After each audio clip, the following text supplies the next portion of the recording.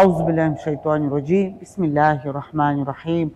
Urmattou momун musulmandar, bugün men sizler менен ислам dininde жоопкерчилик жана убадага туруусу жөнүндө ар бир мусулмандын сүйлөшкүм келип атат. Мусулман адам ар дайым өз сөзүнө турат.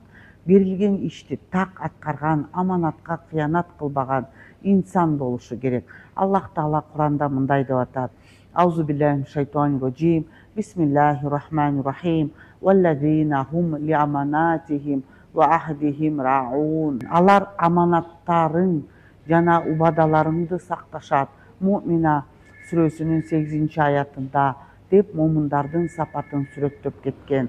Жоопкерчилик үй бүлөдө да, жумушта да, коомдо да ар бир мусулман үчүн милдет болот. Урматтуу момун мусулмандар, жоопкерчиликтүү болуңуздар.